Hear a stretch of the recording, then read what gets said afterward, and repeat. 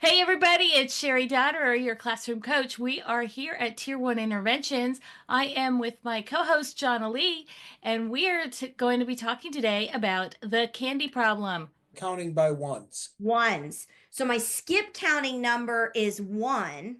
So if I go from 3 to 6 in 3 counts, you see, this goes back to earlier today when we talked about those bubbles and you see how abstract that is? But do you see how necessary it is? Okay. So if I go from 3 to 6 and it's going to take me 3 counts, what is my skip counting number? Everything comes back to what is my skip counting number? My skip counting number is 1. But now I have to go from 3 to 5. So all I care about right now is my skip counting number more than 1 or less than 1? That's all I care about with kids. If I go from 3 to 6, my skip counting number is 1, 4, 5, 6. If I go from 3 to 5 with 3 counts, I'm still doing 3 counts. I need 3 counts. If I go from 3 to 5 with 3 counts, the question is, what is my skip counting number? Now notice, I am not going to answer this. And I don't do that with students because I will come back to it. They need a second interaction. If I push this too far and solidify the answer, now hear me on this. There are certain places where I do not confirm or deny the answers. The reason is the kids have to come to it themselves. When I figure it out for them and tell them, they witness it, they hear it. But when they figure it out for themselves eventually, they know it forever. It's ingrained in them. That's the difference. So I'm not going to solidify this. I'm just going to say to them one last time, I'm going from 3 to 5 in 3 counts. It's 3 o'clock. I'm going to stop at 5 o'clock. And there's going to be 3 segments of stuff that I'm going to do. What is my skip count? Now, remember, and I'll say this to them again. Going from 3 to 6 with 3 counts, my skip counting number is 1. Going from 3 to 5. Now, what happens in the classroom is I keep repeating these things over and over. The minute I put answers here, all thinking stops. This is the art of a chef. Sarah, I love this. We should just call it like chef math, okay? This is the art of a chef. Chef math. Chef math. And I am Gordon Ramsay. You know I could really drop some curse words. What? you know who else follows recipes but sometimes does their own thing? Who? Witches. Oh, I would surely be This is burned at the stake. witchcraft. That's what you're doing. You're teaching us Yeah. witchcraft. You know what? It's a good thing I was born in this time period, because if I was born in that time period, I would have been burned at the stake by now. Like, I am way too progressive for. Look at my shirt today, though. Progressive for a lot of now, too, by the way. I know. Please be patient with me. I'm from the 1900s. Hey, I'm a 75 model. Y'all listen to this, okay? I'm a 75 model, which means if you're a 75 model, you're going to be 50 this year in 2025. Okay? So it's the countdown to 50 for me. All right? I am in my midlife celebration. So it's all coming out. Anywho, I keep repeating a lot of these same things because what it does is it continues to trigger thinking for students. And I will have students in my class, they'll be like, 3 2/3. 3 2/3. And I'll be like, oh, that's interesting. Okay, then what's this one? 4 2/3. Like, they'll get real irate. but I don't confirm or deny. I might acknowledge them because I'll write all the answers that kids are saying, but I'm not going to resolve this. Now, hear this. If you truly want to teach with the brain in mind and you want to have a benefit on neuroscience, this is the science of math. This is the science of math. If you want to truly engage the brain, you will leave some questions unanswered and some problems unsolved, and you will have an art and a gut that tells you which ones.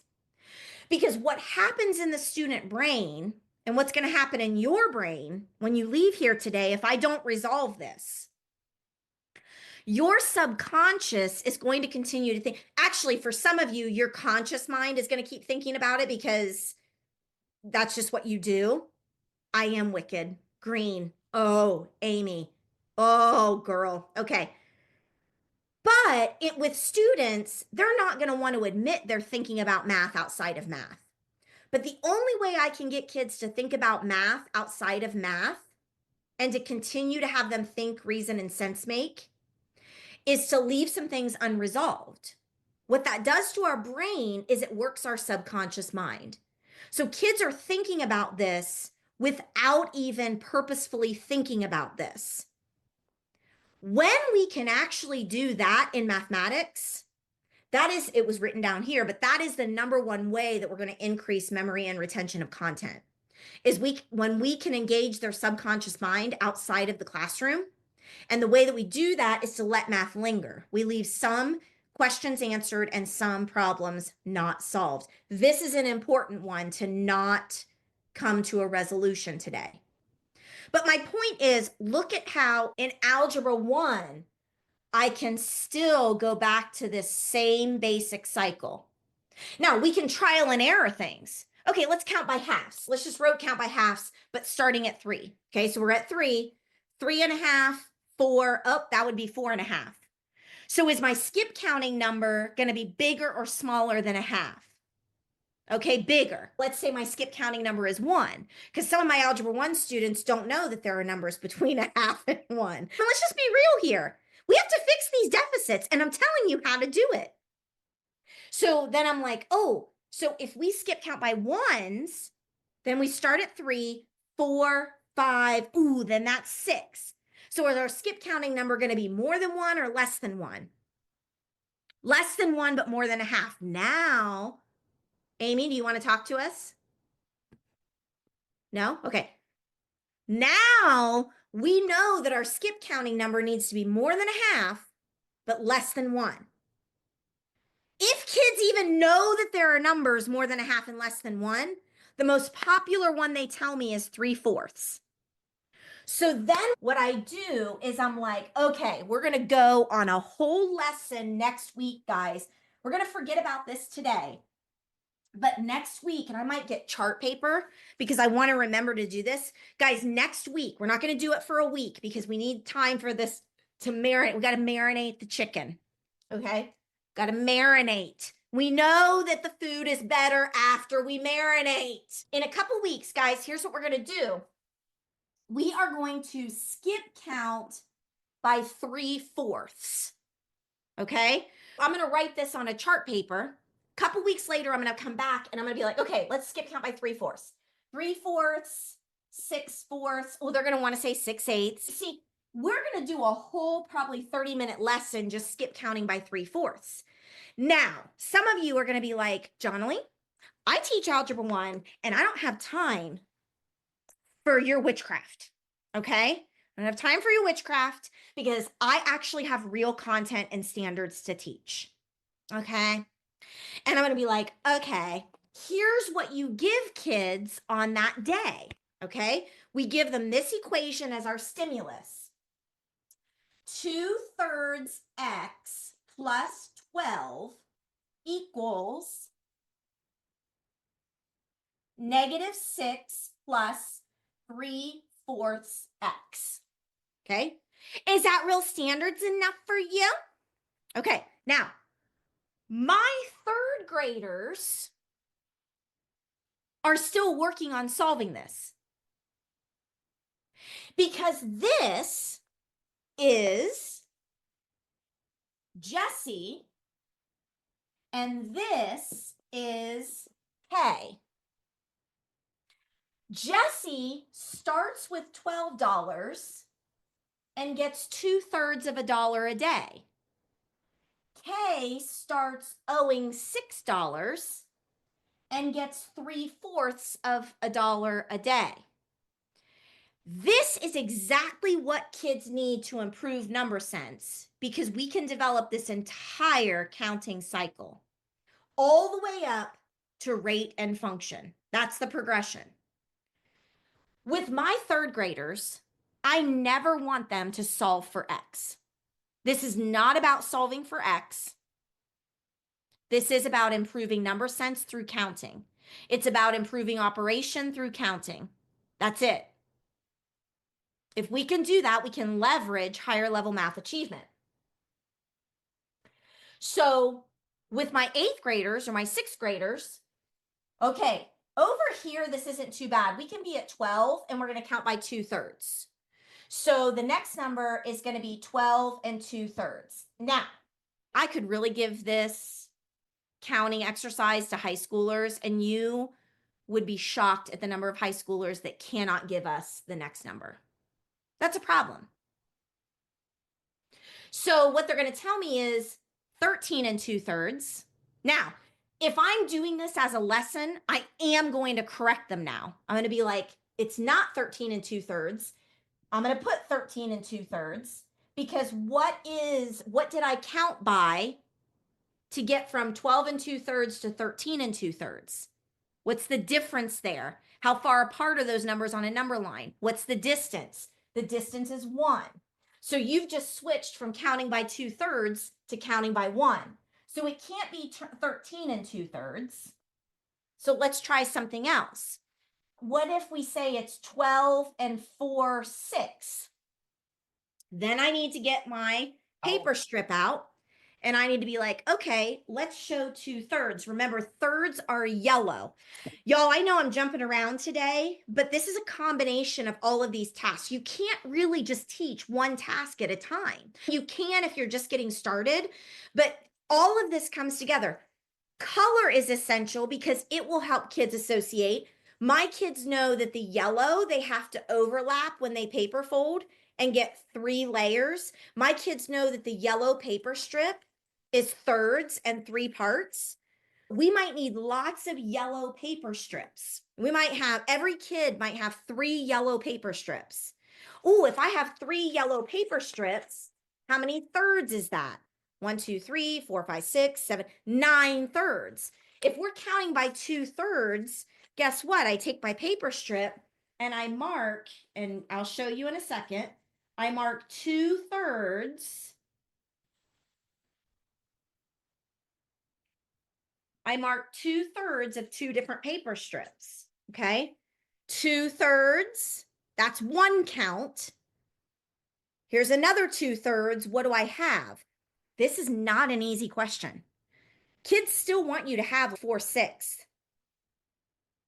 But I have 4. I have 4 shaded in, but what size are those parts? What do we call those parts? They're thirds. 2/3, 4/3. So this is going to be, I just lost it, 12 and 4/3. Okay. Now, some of you are going to freak out because you're going to be like, you can't do that. That's 13 and 1/3. Okay, fine. We'll worry about that later. But my kids understand it right now as 4/3. And then we'll get another paper strip and let's do another 2/3.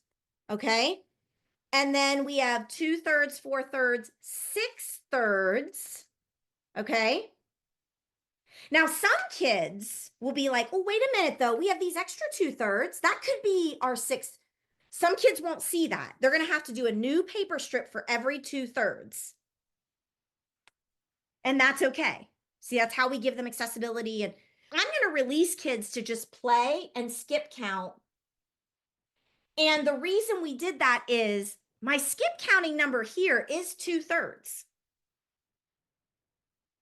But it's not until kids are going to have lots of counting experiences to be like, wait a minute, if I have to go up 2 numbers with 3 counts, that is the phenomenon of the fraction 2/3. It's just if I have 4 candy bars, oh, but there's 5 of us. How much candy bar is everybody going to get? The numbers already tell us. If I have 4 candy bars, now this is good because I'm going to the blue paper strip. The blue paper strip is how we do fifths. To do fifths, we bring those edges to the center. We don't overlap. We pull them apart. The reason is with fifths, we create a space in the middle with the 2 flaps, but the space in the middle has to be the same size as each flap. I need 3 equal parts here. Once I have 3 equal parts, I can crease. And then where those edges are, that defines another crease. And when I do that with the sharing the middle strategy with 5, because it's an odd number, I get fifths. So when I am dealing with fifths or other fractions, this color will help associate this. Let me pause for a moment. Thoughts, comments, questions?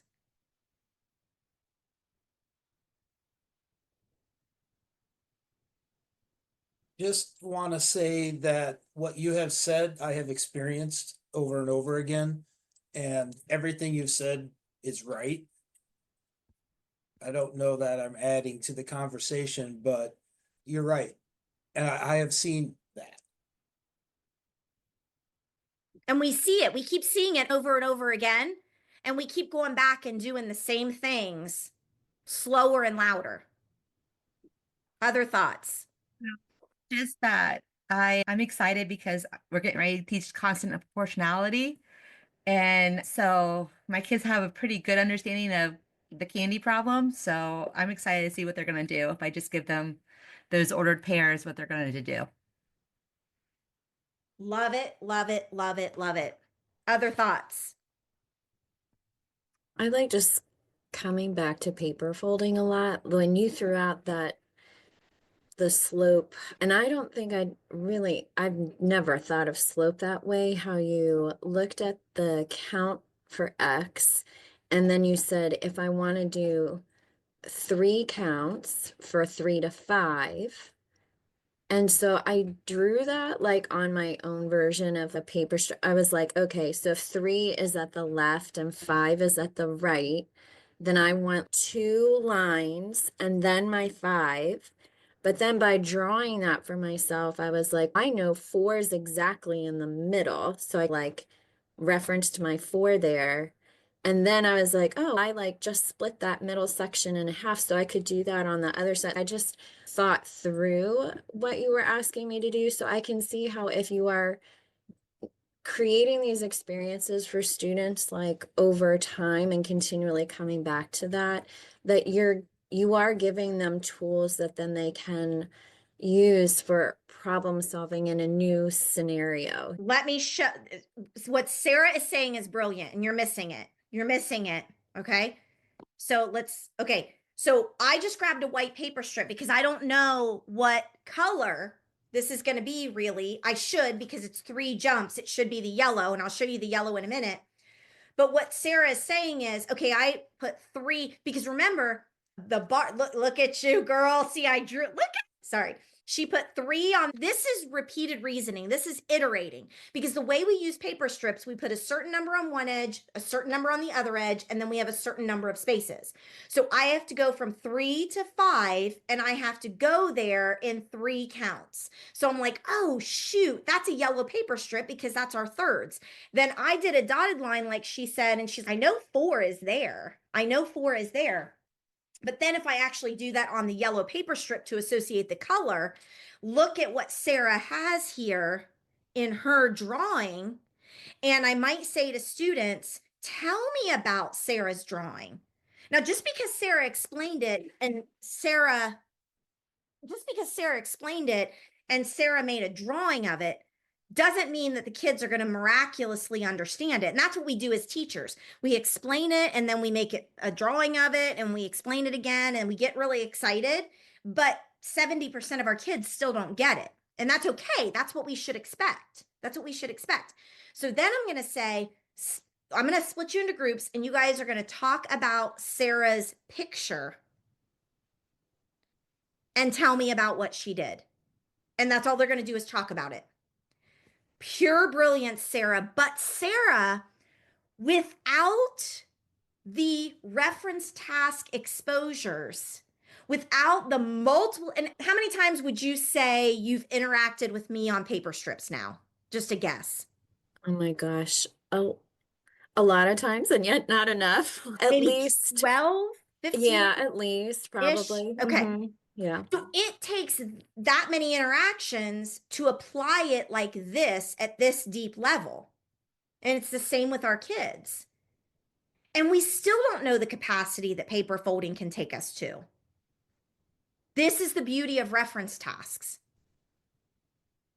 Through Tier 1 Interventions course, this year is actually Tier 1 Interventions Level 1. You need this before you can get to the deep mathematics. Next year, we're going to do Tier 1 Interventions Level 2. So anybody that comes to Level 2, we are assuming has already had and experienced all of the modules of Level 1, whether you did that live or whether you did it self-study. Because there's so much more to these reference tasks, but I can't just give you the final outcome without all of this foundation. This is how you actually experience it as teachers. That is a direct model of how I need kids to experience it as well. Other thoughts, comments, questions?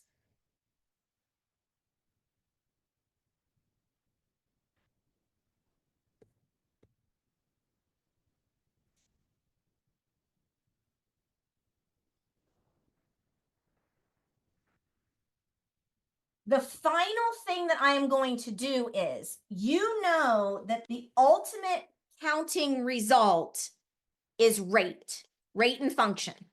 What needs to happen is kids need some kind of template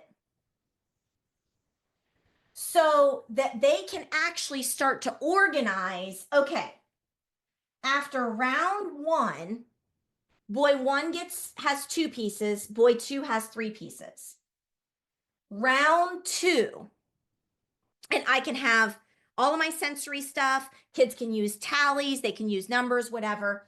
Okay, just like Jesse and Kay, where Jesse starts with 50 on day 0, and Kay starts with 0 after day 1, 55 and 7, day 2, 60 and 14. This is what I mean by counting, and our ultimate goal is rate and function. Our ultimate goal is rate and function.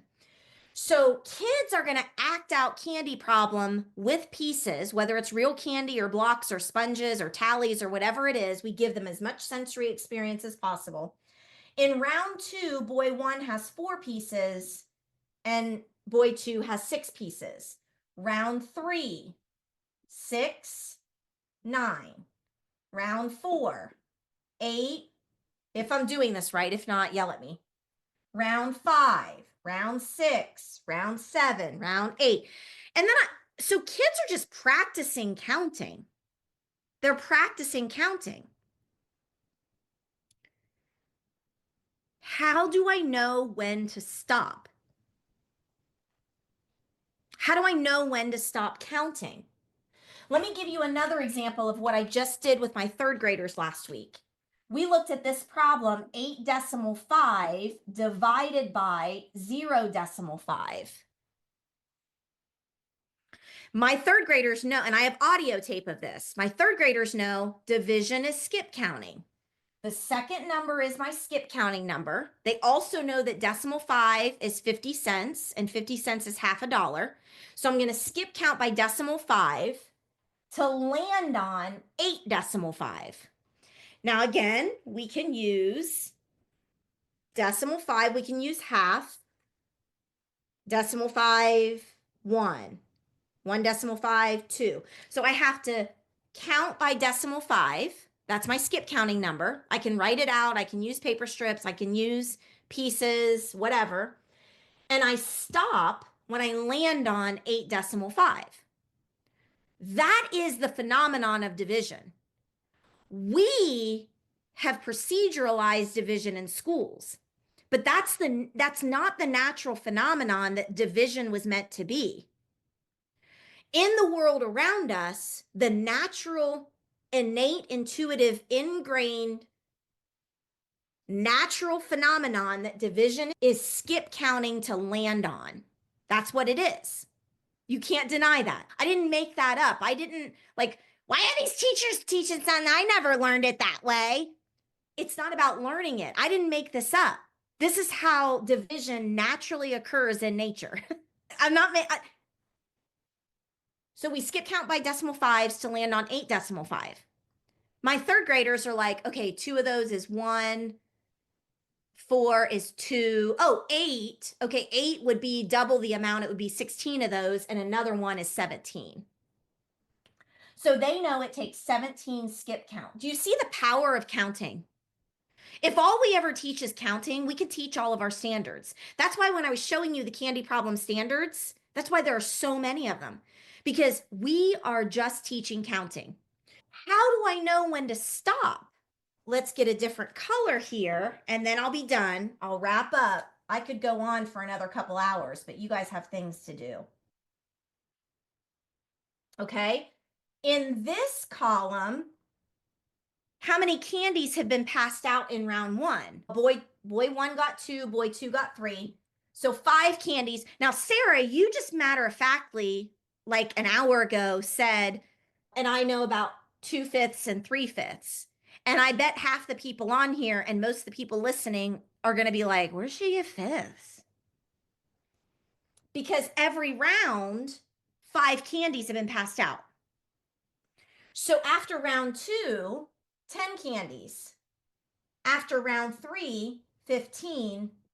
And after round 4, 20. So I'll ask my question again. When do we stop passing out candies? Kids are pretty intuitive at this point after going through the experience when we get to 90.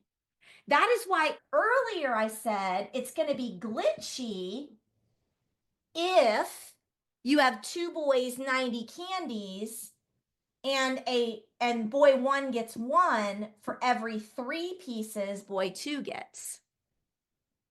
Okay, it's going to be glitchy. I don't say don't do it. That's how we move into division and remainder and fraction division. The ultimate goal, though, the ultimate goal of counting is rate and function. So there are 3 things that we need to teach weekly to every student in all the grade levels: rate, function, and iteration. This is iteration. This is repeated reasoning. That is the essence of repeated reasoning, mathematical practice number 8, and iteration. Now, what I can do with this is on my coordinate plane, someone said a little bit ago, I'm getting ready to teach constant and proportionality. Okay. Constant and proportionality means if I extend my table in round 0, we're saying that it's 0. So this is an exact proportional, a direct proportional relationship. Grade 7, don't miss this. So there is a 0 point for boy 1 and boy 2. Both of their candy gettings is directly proportionate because there are 2 factors for directly proportional, and that is it must go through the origin. It must have a starting number of 0. It must have a 0, 0 ordered pair, and it must be linear. It must be skip counting by the same thing over and over. Boy 1 is skip counting by 2s. I'm not going to go through the graphing part, but these are my ordered pairs. 1, 2, 2, 4. Okay, so boy 1 has this linear graph. Now boy 2, is that graph going to be steeper or less steep than boy 1? Now, if kids don't know, we have to write the ordered pairs for this, which is round 1, boy 2 has 3 pieces. So 1, 3, 2, 6. So we may need to just write out the ordered pairs, and I go 1, 3, 2, 6. And what I start to see is that boy 2's line is steeper. What's the slope of boy 2's line? 3. And what's the slope of boy 1's line? 2. So I can actually write boy 1 as a function, y equals 2x, and boy 2 as y equals 3x. And this is a very simplistic version of a function. And then I could say, Jesse and Kay, when does boy 1's candies equal boy 2 candies? Meaning, let's solve this system substitution wise. And what you're asking is, where do these lines intersect? Is there no solution because they're never going to intersect? No, they actually do intersect at day 0, at the starting point, because it's a constant of proportionality. It's a direct proportional situation. Take this equation, which we got the equation from the situation. Now we're going to take this equation and take it back to the situation and eventually graph this. You see how we can do this with the same strategies that we did this. Hey, everybody, this has been Tier 1 Interventions. We'll see you next week. Bye, everybody.